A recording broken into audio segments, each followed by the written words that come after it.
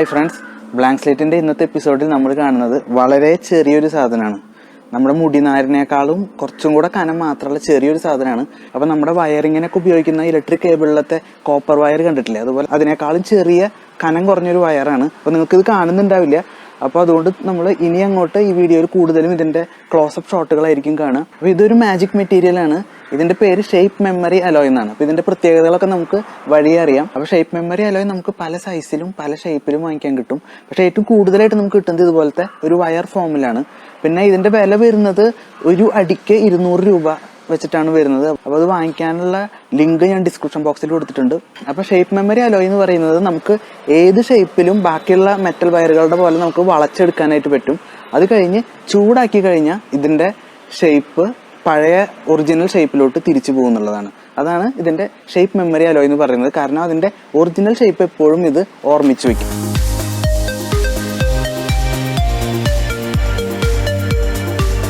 പക്ഷെ ബാക്കിയുള്ള മെറ്റൽസിനെ ഇങ്ങനെ ഓർമ്മിച്ച് വെക്കാനുള്ള കഴിവില്ല. അതായത് അതിൻ്റെ ഷേപ്പ് നമ്മൾ മാറ്റിക്കഴിഞ്ഞാൽ അത് ആ ഷേപ്പിൽ തന്നെയാണ് ഇരിക്കുന്നത്. തിരിച്ച് പഴയ ഷേപ്പിലോട്ട് മാറ്റണമെങ്കിൽ നമ്മൾ വീണ്ടും അത് വളച്ചിട്ട് അതിൻ്റെ പഴയ ഷേപ്പിലോട്ട് മാറ്റണം. പക്ഷേ ഷേപ്പ് മെമ്മറി അലോയിലാണെങ്കിൽ ഇത് ഓട്ടോമാറ്റിക്കലി, അതായത് ഇതിൻ്റെ ടെമ്പറേച്ചർ ഒരു പർട്ടിക്കുലർ ടെമ്പറേച്ചറിനേക്കാളും കൂടിക്കഴിഞ്ഞാൽ ഓട്ടോമാറ്റിക്കലി അത് അതിൻ്റെ പഴയ ഷേപ്പിലോട്ട് പോകുന്നുള്ളതാണ്.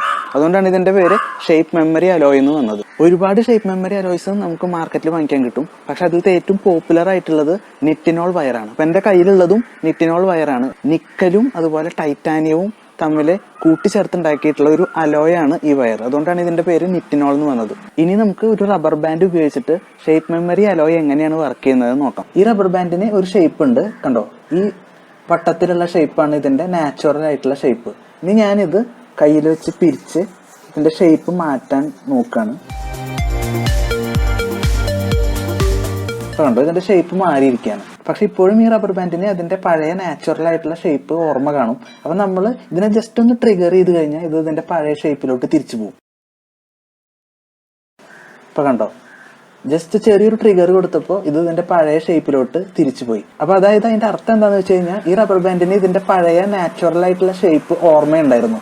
അതുകൊണ്ട് നമ്മൾ വേറെ ഏത് ഷേപ്പിലോട്ട് മാറ്റി കഴിഞ്ഞാലും അത് ഒരു ചെറിയൊരു ട്രിഗറിന്റെ പുറത്ത് അതിന്റെ പഴയ ഷേപ്പിലോട്ട് തിരിച്ചു വരികയാണ്. അപ്പൊ നേരത്തെ കണ്ടതുപോലെ റബ്ബർ ബാൻഡ് നമ്മൾ ഏത് ഷേപ്പിലോട്ട് ചുരുട്ടി വെച്ച് കഴിഞ്ഞാലും ചെറിയൊരു ട്രിഗർ കൊടുക്കുമ്പോൾ അത് ഓട്ടോമാറ്റിക്കലി അത് അതിന്റെ ഒറിജിനൽ ഷേപ്പിലോട്ട് തിരിച്ചു പോവുകയാണ്. അപ്പൊ ആ ഒറിജിനൽ ഷേപ്പ് എന്ന് പറയുന്നത് അത് മാനുഫാക്ചർ ചെയ്യുമ്പോൾ തന്നെ അതിന് കിട്ടിയിട്ടുള്ള ഒരു ഷേപ്പാണ്. അപ്പോൾ വേറെ ഏത് ഷേപ്പിലോട്ട് നമ്മൾ മടക്കി ചുരുട്ടി വളച്ചു വെക്കാൻ നോക്കിക്കഴിഞ്ഞാലും ചെറിയൊരു ട്രിഗർ അല്ലെങ്കിൽ ചെറിയൊരു എനർജി അതിന് കൊടുത്തു കഴിഞ്ഞാൽ അത് അതിന്റെ പഴയ ഷേപ്പിലോട്ട് പോകും. പക്ഷെ സാധാരണ മെറ്റലിന് അങ്ങനെ ഒരു ഒറിജിനൽ ഷേപ്പ് എന്ന് പറയാനില്ല. കാരണം നമ്മളത് വളച്ചു കഴിഞ്ഞാൽ അതിന്റെ ഷേപ്പ് മാറി, പിന്നെ അതാണ് അതിന്റെ ഒറിജിനൽ ഷേപ്പ്. പക്ഷെ ഷേപ്പ് മെമ്മറി അലോയ്ക്ക് ഒരു ഒറിജിനൽ ഷേപ്പ് ഉണ്ട്. നമ്മൾ ഏതൊക്കെ ഷേപ്പിലോട്ട് വളച്ച് തിരിച്ചു വെച്ച് കഴിഞ്ഞാലും ചെറിയൊരു ട്രിഗർ അതിന് കൊടുത്തു കഴിഞ്ഞാൽ അത് അതിന്റെ പഴയ ഷേപ്പിലോട്ട് തിരിച്ചു പോകും. അതായത് മറ്റൊരു തരത്തിൽ പറഞ്ഞാൽ ആ പഴയ ഷേപ്പ് അല്ലെങ്കിൽ അതിന്റെ ഒറിജിനൽ ഷേപ്പ് ആ മെറ്റീരിയൽ എപ്പോഴും ഓർമ്മിച്ച് വെക്കുന്നുള്ളതാണ്. അതുകൊണ്ടാണ് അതിനെ ഷേപ്പ് മെമ്മറി അലോയ് എന്ന് പറയുന്നത്. അപ്പൊ ഞാൻ നേരത്തെ പറഞ്ഞതുപോലെ ആ ഷേപ്പ് മെമ്മറി അലോയുടെ ആ ഒറിജിനൽ ഷേപ്പ് അല്ലെങ്കിൽ എപ്പോഴും ഓർമ്മിച്ച് വെക്കുന്ന ആ ഷേപ്പ്, അതിനെയാണ് നമ്മൾ ഓസ്റ്റിനൈറ്റ് എന്ന് പറയുന്നത്. അപ്പൊ ആ ഓസ്റ്റിനറ്റിക് ഷേപ്പ് എപ്പോഴും ഒരു ഷേപ്പ് മെമ്മറി അലോയ് ഓർമ്മിച്ച് വെക്കും. എന്തൊക്കെ ഷേപ്പിലോട്ട് മാറ്റിക്കഴിഞ്ഞാലും ചെറിയൊരു ട്രിഗർ അതിന് കൊടുത്തു കഴിഞ്ഞാൽ അത് അതിന്റെ ആ പഴയ ഷേപ്പിലോട്ട് തിരിച്ചു പോകും. അപ്പൊ എന്റെ കയ്യിലിരിക്കുന്ന ഷേപ്പ് മെമ്മറി അലോയുടെ ആ ട്രിഗർ എന്ന് പറയുന്നത് അതിന്റെ ടെമ്പറേച്ചർ 100 ഡിഗ്രിയിലോട്ട് കൂട്ടുക എന്നുള്ളതാണ്. അതായത് തണുപ്പിച്ചു കഴിഞ്ഞാൽ നമുക്ക് ഇതിനെ വളച്ച് ഇഷ്ടമുള്ള ഷേപ്പിലോട്ട് മാറ്റാം. പക്ഷെ ഇതിനെ ചൂടാക്കിയിട്ട് ഇതിന്റെ ടെമ്പറേച്ചർ 100 ഡിഗ്രിക്ക് മുകളിൽ പോയി കഴിഞ്ഞാൽ ഇതിന്റെ ആ ഒറിജിനൽ ഷേപ്പിലോട്ട് ഇത് തന്നെത്താൻ തിരിച്ചു പോകും. അപ്പൊ എന്റെ കയ്യിലിരിക്കുന്ന വയറിന് അത് 100 ഡിഗ്രിയാണ് ആ ടെമ്പറേച്ചർ. പക്ഷെ നമ്മളത് വാങ്ങിക്കുമ്പോൾ തന്നെ ശ്രദ്ധിക്കണം, അത് വാങ്ങിക്കുന്നതിന് മുന്നേ തന്നെ അതിന്റെ സ്പെസിഫിക്കേഷൻ നോക്കുക. അപ്പൊ അതിനകത്ത് എഴുതിയിട്ടുണ്ടായിരിക്കും അത് ഏത് ടെമ്പറേച്ചറിലാണ് അതിന്റെ ഓസ്റ്റിനൈറ്റിക് ഷേപ്പ് അല്ലെങ്കിൽ അതിന്റെ ആ ഒറിജിനൽ ഷേപ്പിലോട്ട് തിരിച്ചു പോകുക എന്നുള്ളത്. അപ്പൊ ഞാൻ വാങ്ങിച്ചിരിക്കുന്ന വയറിന് അത് 100 ഡിഗ്രിയാണ്. അതായത് വെള്ളം തിളയ്ക്കുന്ന ടെമ്പറേച്ചർ. അപ്പൊ തിളയ്ക്കുന്ന വെള്ളത്തിൽ ഇത് ഇട്ട് കഴിഞ്ഞാലാണ് ഇതിന്റെ ഷേപ്പ് പഴയ ഒറിജിനൽ ഷേപ്പിലോട്ട് പോകുന്നത്. 100 ഡിഗ്രിക്ക് മുകളിലാണെങ്കിൽ ഇത് എപ്പോഴും അതിന്റെ ആ ഒറിജിനൽ ഷേപ്പിൽ മാത്രമാണ് നിൽക്കുക, ആ ഓസ്റ്റിനറ്റിക് ഷേപ്പിൽ മാത്രമാണ് നിൽക്കുക. ആ സമയത്ത് നമ്മൾ ഇതിനെ വളയ്ക്കാൻ ശ്രമിച്ചാൽ അതൊരു സ്പ്രിങ് പോലെ തിരിച്ച് വന്ന് വീണ്ടും ആ പഴയ ഷേപ്പിലോട്ടാവും. ഇനി 100 ഡിഗ്രിക്ക് താഴെയാണെങ്കിൽ ഞാൻ നേരത്തെ പറഞ്ഞ പോലെ ഇതിനെ വളച്ച് നമുക്ക് ഇഷ്ടമുള്ള ഷേപ്പിലോട്ട് വെക്കാം. അങ്ങനെ നമ്മൾ വെക്കുന്ന ആ സ്റ്റേറ്റിനെയാണ് നമ്മൾ മാർട്ടിൻസൈറ്റിക് ഷേപ്പ് എന്ന് പറയുന്നത്. പക്ഷെ ഇതിൽ നമ്മൾ ശ്രദ്ധിക്കേണ്ട കാര്യം, നമ്മൾ 100 ഡിഗ്രിക്ക് താഴെയാണെങ്കിൽ ഇതിന്റെ ഷേപ്പ് നമുക്ക് മാറ്റാമെന്ന് പറഞ്ഞല്ലോ. അതായത് അതിന്റെ മാർട്ടിൻസൈറ്റിക് ഷേപ്പിലോട്ട് മാറ്റാം. പക്ഷെ അപ്പോഴും ഇതിന് അതിന്റെ ഒറിജിനൽ ഷേപ്പ്, അതായത് ഓസ്റ്റിനൈറ്റിക് ഷേപ്പ് ഓർമ്മയുണ്ടാവും. അതായത് നമ്മൾ നേരത്തെ കണ്ടതുപോലെ റബ്ബർ ബാൻഡ് അതിൻ്റെ ഒറിജിനൽ ഷേപ്പ് ഓർത്തിരിക്കുന്നത് പോലെ ഈ വയറും അതിൻ്റെ ഒറിജിനൽ ഷേപ്പ്, അതായത് ഓസ്റ്റനറ്റിക് ഷേപ്പ് ഓർത്തിരിക്കും. അപ്പോൾ 100 ഡിഗ്രിക്ക് താഴെ വരുമ്പോൾ നമ്മൾ എങ്ങനെയൊക്കെ അതിനെ വളച്ച് തിരിച്ചു പിടിച്ച് വെച്ചാലും പിന്നീട് നമ്മൾ അതിൻ്റെ ടെമ്പറേച്ചർ കൂട്ടി 100 ഡിഗ്രിക്ക് മുകളിലാക്കി കഴിഞ്ഞാൽ അത് വീണ്ടും അതിൻ്റെ പഴയ ഷേപ്പിലോട്ട് തന്നെ പോകും. നമുക്കറിയാത്ത ഒരുപാട് മേഖലകളിൽ ഈ ഷേപ്പ് മെമ്മറി അലോയ്സ് ഉപയോഗിക്കുന്നുണ്ട്. പക്ഷേ അത് തീയിൽ കാണിച്ചിട്ടോ അല്ലെങ്കിൽ തിളച്ച വെള്ളത്തിൽ മുക്കിയിട്ടൊന്നുമല്ല ഇത് ഉപയോഗിക്കുന്നത്. ഈ ഷേപ്പ് മെമ്മറി ഇഫക്റ്റ് കിട്ടാൻ ഇതൊന്നും അല്ലാതെ വേറൊരു മാർഗം കൂടിയുണ്ട്. അതാണ് ഇലക്ട്രിസിറ്റി പാസ് ചെയ്യുക എന്നുള്ളത്. അപ്പോൾ ഇലക്ട്രിക് കറണ്ട് ഇതിലൂടെ പാസ് ചെയ്യുകയാണെങ്കിൽ വളരെ പെട്ടെന്ന് തന്നെ അത് 100 ഡിഗ്രിക്ക് മുകളിൽ ചൂട് പിടിക്കുകയും പെട്ടെന്ന് അതിൻ്റെ ഷേപ്പ് മാറുകയും ചെയ്യും. അതുകൊണ്ട് തന്നെ ഈ ഷേപ്പ് മെമ്മറി ഇഫക്റ്റ് എന്ന് പറയുന്ന ചില മെറ്റീരിയൽസിൻ്റെ പ്രത്യേകത നമ്മൾ ഉപയോഗിക്കുന്നത് ഇങ്ങനെ ഇലക്ട്രിക് കറണ്ട് കൊടുത്തുകൊണ്ടാണ്.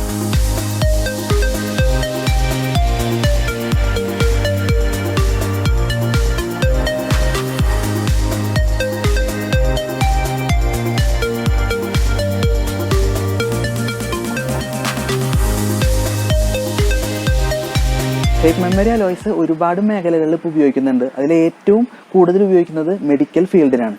അതായത് ഇപ്പോൾ എല്ലൊക്കെ പൊട്ടിക്കഴിഞ്ഞാൽ അതിൻ്റെ ആ എല്ലുകൾ തമ്മിൽ കണക്ട് ചെയ്യാൻ വേണ്ടിയിട്ടും, പിന്നെ അതുപോലെ തന്നെ ഈ പല്ല് നേരെയാക്കാൻ വേണ്ടി നമ്മൾ പല്ലിൽ കമ്പി ഇടുമല്ലോ, അതിലത്തെ ആ കമ്പിയുടെ നിർമ്മാണത്തിനൊക്കെ വേണ്ടിയിട്ട് നമ്മൾ ഷേപ്പ് മെമ്മറി അലോയ്സ് വളരെ കൂടുതലായിട്ട് ഉപയോഗിക്കുന്നുണ്ട്. പിന്നെ ഇപ്പോൾ റീസെൻ്റ് ആയിട്ട് ഈ സിവിൽ സ്ട്രക്ചേഴ്സ്, അതായത് വലിയ ബിൽഡിങ്സ് അതുപോലെ വലിയ പാലങ്ങളൊക്കെ ഉണ്ടാക്കുമ്പോൾ അതിൻ്റെ വൈബ്രേഷൻ ഇഫക്റ്റൊക്കെ കുറയ്ക്കാൻ വേണ്ടിയിട്ടും ഈ ഷേപ്പ് മെമ്മറി അലോയ്സ് ഇപ്പോൾ ഉപയോഗിക്കുന്നുണ്ട്. പക്ഷെ ഇതൊന്നുമല്ല, ഇതിൻ്റെ ഏറ്റവും ഇൻട്രസ്റ്റിംഗ് ആയിട്ടുള്ള ഉപയോഗം നടക്കുന്നത് റോബോട്ടിക്സ് ഫീൽഡിലാണ്. അപ്പോൾ കൊച്ചു കൊച്ചു റോബോട്ടുകളിനെയൊക്കെ ഉണ്ടാക്കാൻ വേണ്ടിയിട്ട് നമ്മൾ ഷേപ്പ് മെമ്മറി അലോയ്സ് ഒരുപാട് ഉപയോഗിക്കുന്നുണ്ട്. അതുപോലെ തന്നെ ഒരുപാട് ഇതിൻ്റെ ഗവേഷണങ്ങൾ നടക്കുന്നുണ്ട്.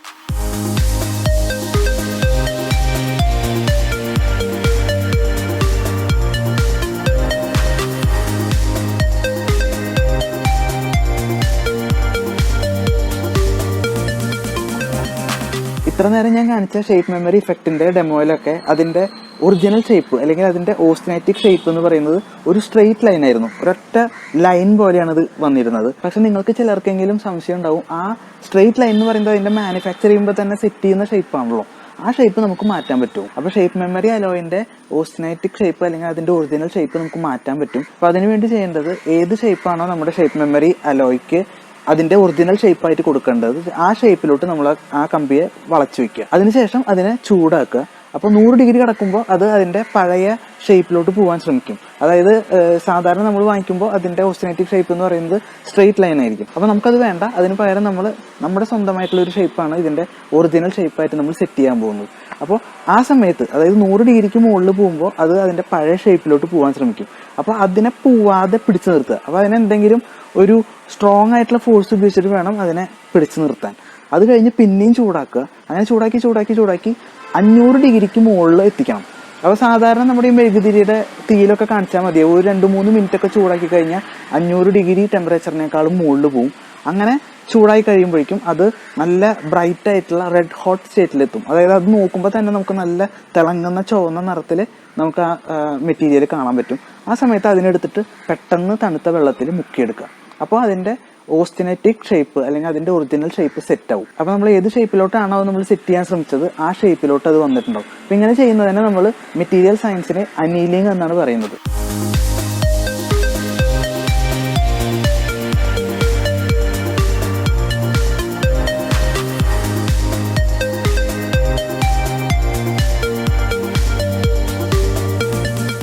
അപ്പോൾ ഷേപ്പ് മെമ്മറി അലോയ്സിനെ പറ്റി അറിയാത്ത ഒരുപാട് ആളുകൾക്ക് ഈ വീഡിയോ ഉപകാരപ്രദമായിട്ടുണ്ടാവുമെന്ന് ഞാൻ വിശ്വസിക്കുന്നു. നിങ്ങൾക്ക് ഈ വീഡിയോ ഇഷ്ടപ്പെട്ടാൽ ലൈക്ക് ചെയ്യുക. ഇതുപോലുള്ള വീഡിയോസ് കൂടുതൽ കാണുന്നതിന് വേണ്ടി ചാനൽ സബ്സ്ക്രൈബ് ചെയ്യുക. പിന്നെ നിങ്ങളുടെ അഭിപ്രായങ്ങളും നിർദ്ദേശങ്ങളും കമന്റ് ബോക്സിൽ കമന്റുകളായിട്ട് രേഖപ്പെടുത്തുക. ഇതുപോലെ നിങ്ങളെ ചിരിപ്പിക്കുകയും അതോടൊപ്പം ചിന്തിപ്പിക്കുകയും ചെയ്യുന്ന മറ്റൊരു വീഡിയോയുമായി ബ്ലാങ്ക് സ്ലേറ്റിന്റെ മറ്റൊരു എപ്പിസോഡിൽ കാണുന്നതുവരെ എല്ലാവർക്കും ബൈ.